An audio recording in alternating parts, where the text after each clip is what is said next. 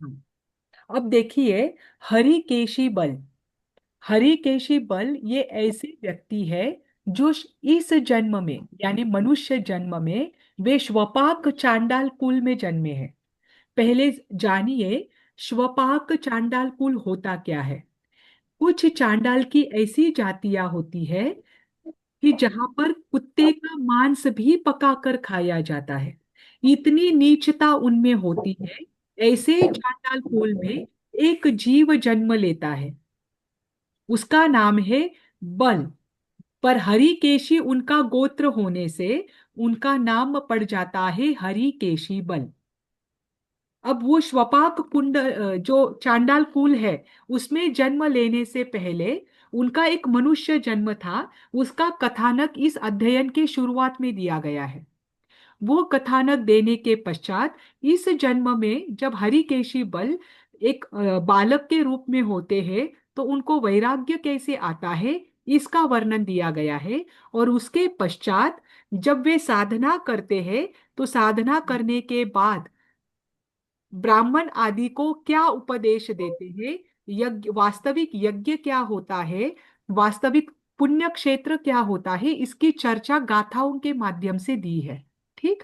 अब हरिकेशी बल के पहले पूर्व भव के बारे में हम संक्षिप्त जानकारी लेंगे। हरिकेशी बल का जो पूर्व भव था वो पुरोहित का था। मथुरा नगरी में उनका जन्म हुआ था। मथुरा नगरी के राजा थे शंख राजा। वे शंख राजा अपने पुत्र को राज्य कार्यभार जो है वो सौंप देते हैं और दीक्षा अंगीकार करते हैं।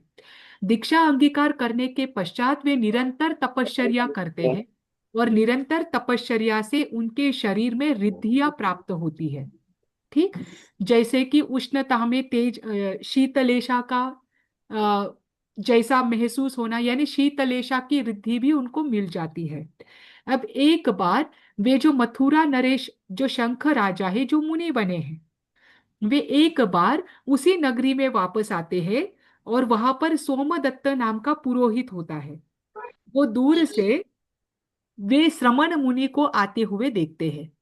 अब उस पुरोहित के मन में श्रमणों के प्रति द्वेष भाव था। तो वो सोमदत्त पुरोहित जो है वो बाहर खड़ा है और वो जो मुनि है श्रमण मुनि जो कि शंख राजा का जीव है और वे मुनि बने हुए हैं, वे मुनि उन्हें मार्ग पूछते हैं। अब सोमदत्त पुरोहित द्वेष के वश क्या करता है, उसके घर के बाजू की एक गली है जिसका गली का नाम है हूतवह रत्था। ध्यान रखना, उस गली का नाम है हूतवह रत्था। जो गली हमेशा अत्यंत जो एक एक हजार वाले मुद्गर है लोहे के गोले हैं, उन लोहों के गोलों को जैसे आप अग्नि में तपाते हो, अग्नि में तपाने के बाद जैसे उस लोहे को स्पर्श करने की अनुभूति होती है, वैसी ही अनुभूति उष्णता की अनुभूति उस हूतवह रत्था जो गली है उसमें हमेशा होती थी। कदाचित यक्ष वहां पर था और यक्ष उस गली से किसी को आने नहीं देता था।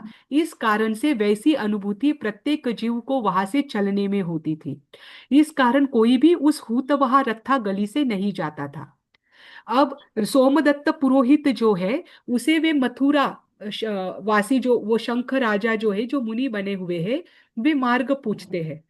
और उनके मार्ग पूछने के बाद जानबूझकर सोमदत्त पुरोहित उनको तकलीफ देने की अपेक्षा से उनको हुतवह रथा गली का मार्ग दिखाते हैं कि आप यहां से जाइए।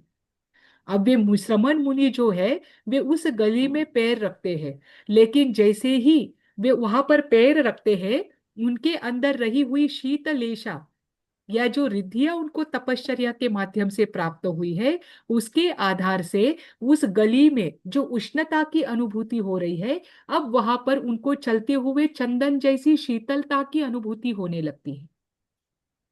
अब ये इतने शांति से वहां से गमन कर रहे हैं, इरिया समिति पूर्वक वे वहां से चल रहे हैं। ये सोमदत्त पुरोहित दूर से देखता है तो उसे अपनी आंखों पर विश्वास नहीं रहता। वो सोचता है कि इनको यहाँ पर उष्णता की अनुभूति नहीं हो रही है क्या। तो वो चेक करने के लिए उनके पीछे निकलता है। जब वो खुद उस जमीन पर पैर रखता है तो उसे अत्यंत शीतलता की अनुभूति होती है और वो उसी समय समझ जाता है कि मुनि की तपश्चर्या में अत्यंत क्या है, बल है। उस तपश्चर्या के बल से ये आज जो ये हुतवह रथा गली है, ये शीतलता की अनुभूति कर रही है। उसे बहुत बुरा लगता है। सोमदत्त पुरोहित जाकर तुरंत श्रमण मुनि से माफी मांग लेते हैं, और माफी मांगने के बाद जब श्रमण मुनि उनको वैराग्य का उपदेश देते हैं तो इनको वैराग्य के भाव आ जाते हैं और ये दीक्षा ले लेते हैं। लेकिन दीक्षा लेने के बाद भी वो पुरोहित जो है, उसे अपने रूप पर और अपने जाति पर अत्यंत गर्व होता है। बहुत बार मुनि उसे समझाते हैं कि ये रूप का अहंकार और ये जाति का अहंकार छोड़ दो, परंतु वो सोमदत्त मुनिराज जो है, वो ना रूप का अहंकार छोड़ पाते हैं, ना ही जाति का। और इस कारण से बिना आलोचना किए ही वो अपनी आयु पूर्ण करते हैं। और बिना आलोचना के आयु पूर्ण करने के कारण उनका जन्म देवगति में तो हो जाता है, क्योंकि मुनि दीक्षा की पर्याय का पालन किया है। लेकिन उस देवगति के बाद वे पुनः मनुष्य में आते हैं, और जाति मद और रूप मद के कारण वे श्वपाक चांडाल कुल में जन्म लेते हैं। और उनका काला कलूटा बेडोल शरीर बन जाता है, क्योंकि उन्होंने रूप का और जाति का, इन दोनों का अहंकार किया था। अब ठीक, अब इस जन्म में वो जो बल नामक बालक है, उसका गोत्र हरिकेशी होने के कारण हर कोई उन्हें हरिकेशी बल कहता था। ये जो बालक है, ये दिखने में अत्यंत काला कलूटा और कुरूप और बेडोल होने के कारण कोई भी उसके साथ खेलना नहीं चाहता था। जाति भी निम्न होने के कारण कोई सामान्य जाति का व्यक्ति उनको अपने में समाहित नहीं करके लेता था।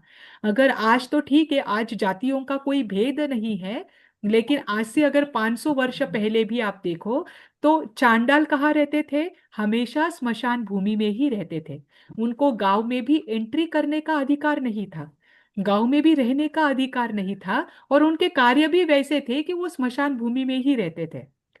अब वो तो 500 वर्ष के पूर्व की मैं बात बता रही हूँ, लेकिन हरिकेशी बल तो जब हुए तब तो ये वर्ण व्यवस्था तो थी ही। तो हरिकेशी बल को कोई सामान्य जो जाति का बालक है, वो उसे अपने साथ खेलने नहीं देना चाहता था, दोनों भी रीजन के कारण। तो हरिकेशी बल का इसके कारण बहुत चिड़चिड़ा स्वभाव होने लग गया। वो बार बार क्रोध करने लग गए, वो बालक। अब वो बालक बार बार क्रोध कर रहा है, तो उसका क्रोध देखकर पुनः लोग क्या करते हैं, उसे बहुत मारपीट उसकी करते हैं, बार बार उसे मारते हैं, क्योंकि वो बार बार क्रोध करता है, गालियां आदि देता है। एक बार उनके नगरी में उत्सव होता है, तो उत्सव होने के पश्चात वो जो हरिकेशी बल है, वो भी बालक बालकों के साथ खेलना चाहता, वो बालकों के साथ खेलना चाहता है। बालक उसे क्या करते हैं, उसका अपमान करके उपहास करके उसे ढकेल देते हैं। जब धकेलते हैं तो ये जोर जोर से गालियां बकने लगता है। तो सभी बड़े लोग क्या कर देते हैं, उसे एक स्थान में ले जाकर बिठा देते हैं। अब वो एक जगह पर अकेला बैठा हुआ है, और अकेले बैठे बैठे वो क्या करता है, पहले दूर से क्या चल रहा है उसे देख रहा है। अब वो क्या देखता है कि एक विषैला, अत्यंत विषैला सर्प आता है, और लोग देखते हैं कि वो विषैला सर्प क्या हो रहा है, इधर उधर जा रहा है। तो लोग तुरंत डंडे आदि लेकर आते हैं और उस विषैले सर्प को मार देते हैं। ठीक, फिर उसके बाद पुनः एक सर्प आता है, जो दुमुख नामक सर्प के नाम से जाना जाता है, जिसमें विष नहीं होता है, वो काटता नहीं है। वो दुमुख नामक सर्प आता है। और जब वो सर्प आता है तो दो लोग क्या हो जाते हैं, उस दुमुख सर्प को देखकर उसे छोड़ देते हैं, क्योंकि वो विषैला नहीं होता। अब यहाँ पर हरिकेशी बल चिंतन करता है कि लोग वही है, उत्सव वही है, लेकिन पहले विषैला सर्प आया तो उसे मार दिया। जब विष जिसमें विष नहीं है ऐसा दुमुख सर्प आया, तो लोगों ने उसे छोड़ दिया। यानी कोई भी जीव अगर दुख पाता है, तो अपने ही अंदर में रहे हुए विष के कारण या अपने ही अशुभ कार्यों के कारण। अगर कोई जीव मेरे साथ अच्छे से बात नहीं कर पा रहा है, तो इसमें कहीं ना कहीं मेरी ही गलती है। मैंने ही ऐसे अशुभ कार्य किए हैं जिसके कारण से कोई मेरे साथ बोलना नहीं चाहता। तो यहाँ से उसकी चिंतन की धारा बदलती है, और चिंतन की धारा जैसे बदलती है, ध्यान रखना, एक बार विद्यार्थी तैयार हो जाता है तो शिक्षक अपने आप आ जाता है। वैसी ही स्थिति है, आप आगम का कोई भी एग्जाम्पल देख लीजिए। जब किसी जीव में उत्तम वैराग्य का उद्भव होता है तो उसे श्रमण के दर्शन होते ही है, या उस मार्ग के दर्शन उसे होते ही है। ये चल रहा है, चिंतन कर रहा है, और सामने से उसे श्रमण मुनि दिखते हैं। जैसे ही श्रमण मुनि दिखते हैं, इसे अपने पूर्व जन्म का जो जाति स्मरण ज्ञान है, पूर्व भव का याद आ जाती है, और वहीं पर वे श्रमण दीक्षा अंगीकार कर लेते हैं। श्रमण दीक्षा अंगीकार करने के पश्चात निरंतर मास मास खमन की तपश्चर्या ये कर रहे हैं। और ये एक बार विचरण करते हुए तिंदुक वन के तिंदुक वृक्ष के नीचे जाते हैं और वहां जाकर ध्यान साधना में बैठ जाते हैं। अब सोचिए, तिंदुक वन, जैसे मैंने कल ही कहा था कि प्रत्येक उद्यान जो है, वो प्रत्येक उद्यान में कोई ना कोई यक्ष का आयतन होता था और यक्ष का निवास होता था। तो जिस यक्ष का जिस उद्यान में निवास है, उसी के नाम पर उस उद्यान का नाम पड़ जाता है। तो यहाँ पर तिंदुक यक्ष जो है, उसका तिंदुक वृक्ष पर वास होने के कारण इस पूरे उद्यान का नाम पड़ा तिंदुक वन। ठीक। इस तिंदुक वन में अब निरंतर हरिकेशी मुनि क्या कर रहे हैं? साधना कर रहे हैं। उनका मास मास खमन तपश्चर्या चल रही है। तो उस हरिकेशी मुनि की साधना से प्रभावित होकर यक्ष अब निरंतर उसी वृक्ष पर उनकी सेवा में रहता है, हरिकेशी मुनि की सेवा में रहता है। ठीक। अब हरिकेशी मुनि पर वो निरंतर क्या कर रहे हैं? ध्यान रख रहे हैं, और उनकी सेवा से भी प्रभावित है वो यक्ष।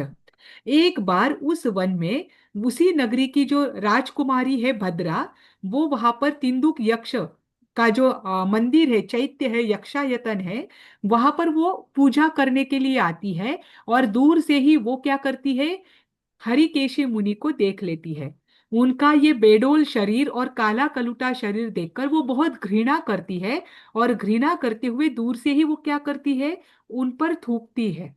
जब ये तिंदुक यक्ष, हालांकि वो दूर से घृणा कर रही है, बस ये तिंदु वो यक्ष जो है वो देखता है। तो यक्ष क्या कर लेता है? तुरंत उस भद्रा राजकुमारी के शरीर में प्रविष्ट हो जाता है और अनाप शनाप हरकतें करने लगता है। अब वो भद्रा राजकुमारी को वैसे ही सारी सेविकाएं क्या करती है? राजमहल में लेकर जाती है। राजा तरह तरह के उपचार करता है, लेकिन कुछ भी फायदा नहीं होता है। यक्ष उसमें क्या है? आविष्ट हो चुका है, और वो यक्ष क्या कर रहा है? भद्रा के द्वारा अनाप शनाप हरकतें कर रहा है। फिर राजा जब सारी कृतियां करके थक जाता है, तो उसके पश्चात यक्ष उस भद्रा के शरीर से बाहर आता है और राजा को कहता है कि मैं इस भद्रा का शरीर तब ही छोड़ सकता हूं जब भद्रा उस मुनिराज के साथ विवाह कर दे। देखिए यक्ष ने क्या बात कही, कि भद्रा उस मुनि के साथ अगर विवाह कर दे तो मैं उसका शरीर छोड़ सकता हूँ। अब राजा तैयार हो जाता है, उनको तो उनकी पुत्री स्वस्थ चाहिए। तो राजा बोलते हैं कि ठीक है, मुझे तो चलेगा। राजा उस राजकुमारी को लेकर हरिकेशी बल के पास आते हैं, और हरिकेशी बल को कहते हैं कि आप कृपा करके क्या करें? भद्रा राजकुमारी के साथ विवाह कर दे। तो उस समय हरिकेशी बल जो है राजा को समझाते हैं कि पंचमहाव्रतधारी जो मुनिराज होते हैं, वे सभी प्रकार से परिग्रह के त्यागी होते हैं। मेरा भद्रा के साथ कोई भी क्या नहीं है? द्वेष का संबंध नहीं है। उसके लिए मेरे मन में किंचित मात्र भी द्वेष नहीं है। मैं क्या नहीं कर सकता हूं? मैं पंच महाव्रतधारी हूं, तो आपकी जो आज्ञा है, आपका जो आपने जो मुझे कहा है, उसको मैं स्वीकार नहीं कर सकता हूँ। तो राजा बहुत क्या हो जाते हैं? निराश हो जाते हैं, और राजा सोचते हैं कि अब मैं क्या करूं। तो उस समय कुछ जो पुरोहित है उनके राज परिवार के, वे पुरोहित बताते हैं कि आप एक काम करें। जब यक्ष ने कहा है कि ऋषि के साथ उनका विवाह कराना है, तो यहाँ के जो पुरोहित है, जो कि एक ऋषि है रुद्रदेव पुरोहित, और जो ऋषियों के स्वामी हैं, उन ऋषियों के स्वामी रुद्रदेव पुरोहित के साथ भद्रा का विवाह करते, ताकि उस यक्ष से उसका क्या हो जाए? हमेशा के लिए बचाव हो जाए।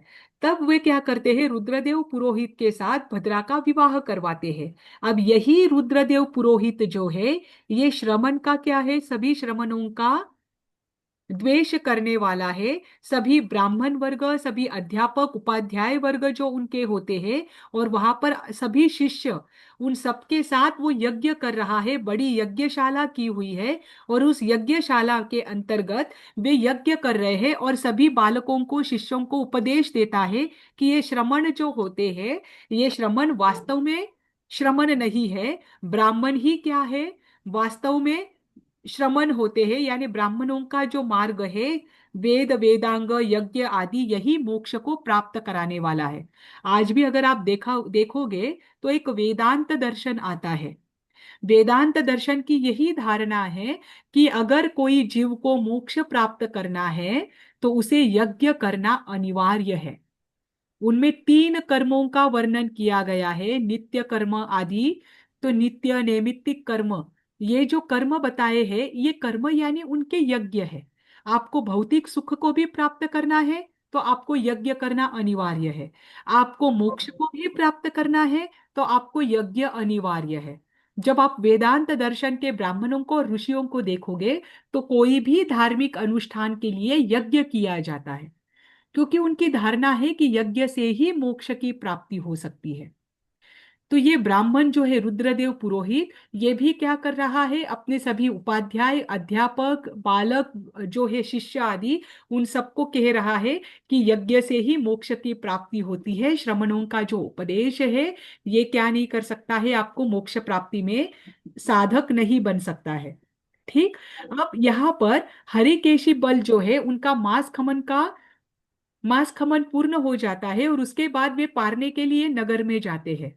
और उसी दिन रुद्रदेव जो है पुरोहित, वो सभी ब्राह्मणों के साथ बैठकर यज्ञशाला में यज्ञ कर रहा है। अब ये हरिकेशी बल इसके लिए निकले हैं, आहार की गवेषणा करने के लिए निकले हैं। तो वे यज्ञशाला के वहां पर आ जाते हैं। यज्ञशाला के वहां पर आने के पश्चात वहां के जो लोग हैं, जैसे ही उनका श्रमण का वेश देख लेते हैं, और जैसे ही उनका काला शरीर देख लेते हैं, तो द्वेष के वश उनको वहां से हकालते हैं। जब यक्ष यह देखता है तो यक्ष उस हरिकेशी बल के शरीर में आविष्ट होकर उन ब्राह्मणों से प्रश्न करता है। देखिए, हरिकेशी बल प्रश्न नहीं कर रहे हैं, प्रश्न यक्ष कर रहा है। और वो प्रश्न क्या करता है कि यज्ञ के पूर्व आपको पुण्य क्षेत्र जो है, यानी उत्तम क्षेत्र जो है, उनको आहार देना आवश्यक है। तभी आपका यज्ञ क्या हो सकता है, फलित तो हो सकता है। तो मैं जो हूं, मैं पुण्य क्षेत्र हूं। यानी मैं यानी कौन, यक्ष हरिकेशी बल के शरीर में आविष्ट होकर बोल रहा है। ठीक। पुण्य क्षेत्र का अर्थ क्या होता है कि मतलब अगर आप वेदों की अपेक्षा से देखो, तो जो 14 विद्याओं का जानकार है, जो 14 विद्याओं में बताए हुए कर्मों का अधिकारी है, वैसे ही उत्तम कर्म वह करता है, वह जीव पुण्य क्षेत्र है।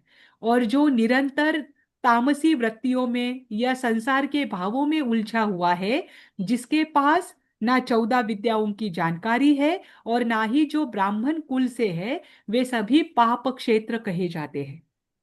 अब यह यज्ञ क्या कर रहा है, यज्ञ के रूप में यक्ष क्या कर रहा है, उनको बता रहा है कि मैं पुण्य क्षेत्र हूँ। और एक यज्ञ की एक पद्धति होती है, या उनकी एक आप प्रोसीजर कहिए, कि यज्ञ पूर्ण होने से पहले जो पुण्य क्षेत्र होता है, उनको आहार आदि देना आवश्यक है। यानी जो ब्राह्मण है, जिनको 14 विद्याओं का ज्ञान है, उनको क्या करना जरूरी है, आहार आदि देना जरूरी है। अब ये यक्ष बता रहा है, तो वे बोल रहे हैं कि तुम पुण्य क्षेत्र नहीं, तुम पाप क्षेत्र हो। तो यक्ष कहता है कि जैसे कृषक होता है, यानी किसान होता है, किसान कभी ये नहीं सोचता कि भूमि कैसी है, ये भूमि कितनी उपजाऊ है, कम उपजाऊ है या ज्यादा उपजाऊ है। वह सभी सभी जितनी भी भूमि उसकी है, सभी भूमि में वो बीज डालता है।